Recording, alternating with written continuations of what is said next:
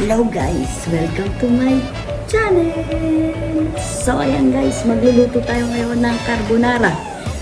Carbonara, ang tawag dito sa Israel ay mukran. Magluluto tayo ngayon noon guys. Pero guys, ang lulutuin natin carbonara ay walang halong karne. Karaniwan kasi niluluto natin carbonara ay may bacon or ham. Sa ating guys, ang ilalagay lang natin ay mushroom dahil nga po bawal dito sa Israel pagsamahin ng karne at gatas at keso. Kaya ang ilalagay lang po natin ay mushroom. So tara guys, panoorin nyo kung paano ako magluto ng carbonara dito sa Israel.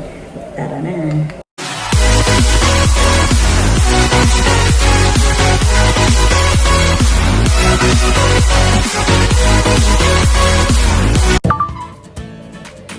Ayan guys, magpapakulo muna tayo ng tubig para sa ating noodles.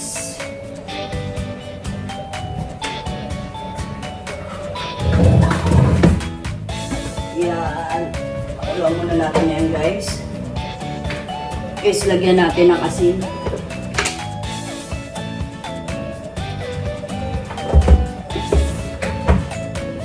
At mantika. Para hindi magdikit-dikit mamaya ang ating noodles. So, ayan guys. Pakuluan muna natin siya. Lutuin muna natin ang noodles. One eternity later. Ito guys ang ating mga ingredients. Mushroom. Paminta. Sibuyas. Keso. At ito guys, hindi na tayo gagamit ng ibang tawag doon yung Nestle cream. Ito guys, dito kasi sa Israel, ganito na yung nabibili. Kompleto na po yan. Ayan na po yung gagamitin natin pang sauce. Pang carbonara po. Yan po. So, ayan. Butter. Yan lang po ang ingredients ng carbonara. So, tara. Umpisahan natin ang pagluluto habang nagpapakulo tayo ng tubig para sa pasta. Ayan guys. Magluluto muna tayo ng sauce. Ng carbonara. Take tayo ng butter. Ayan.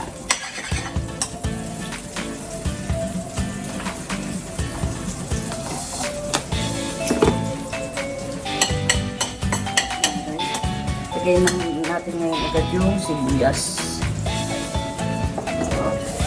Uy!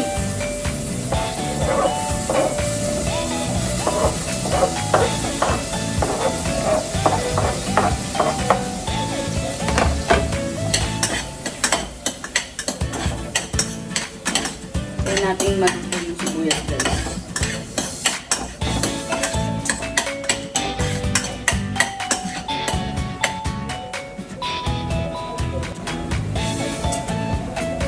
Yan guys, kumukulo na ang ating tubig. Lagyan na natin guys yung pasta natin.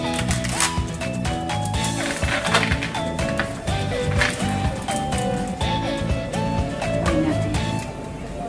Yan, lutuin natin muna ang pasta habang nagigisa tayo ng sibuyas.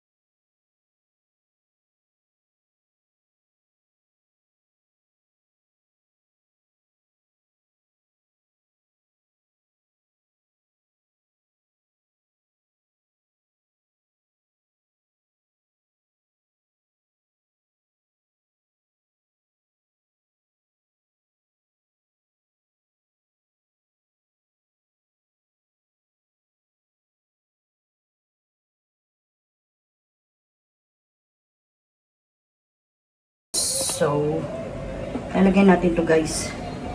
Ang kanyang sauce.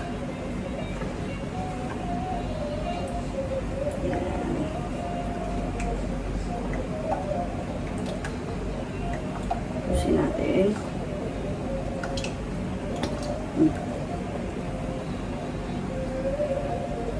Pusin natin kaperaso ng tubig. Kaperaso lang guys ha. Kasi timplado na yan. Yan.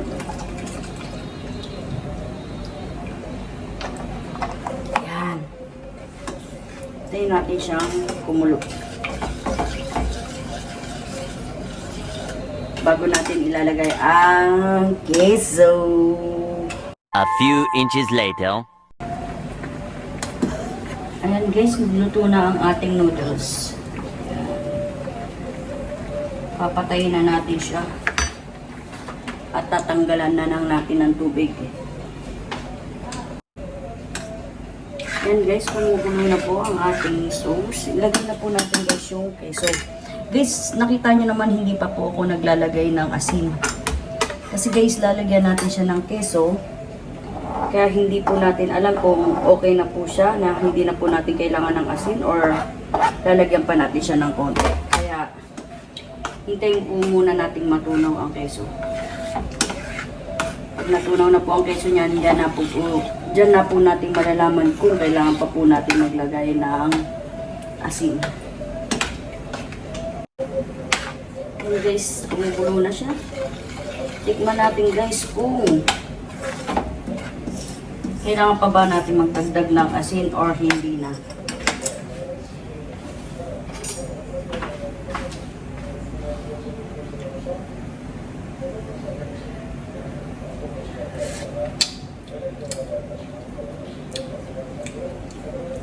Kailangan pa natin guys magdagdag ng konting asin.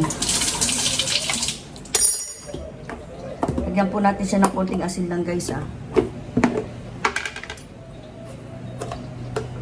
Mga ganito guys, okay na.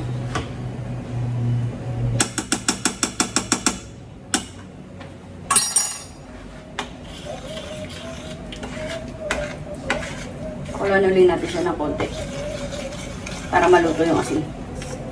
A few inches later.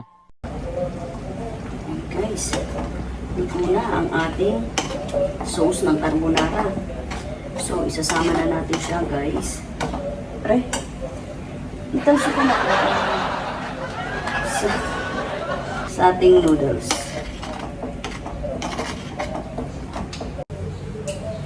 So, ayan guys, luto na po ang ating carbonara.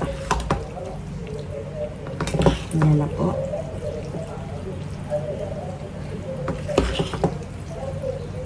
Ayan na po ang ating carbonara. Pwede na pong pakainin ang ating alagang. So, ayan. Salamat po guys. Sana may konti kayong natutunan sa aking paggawa ng carbonara. Dito po sa Israel. Salamat guys. Wow. Yan na po ang carbonara. Thank you guys.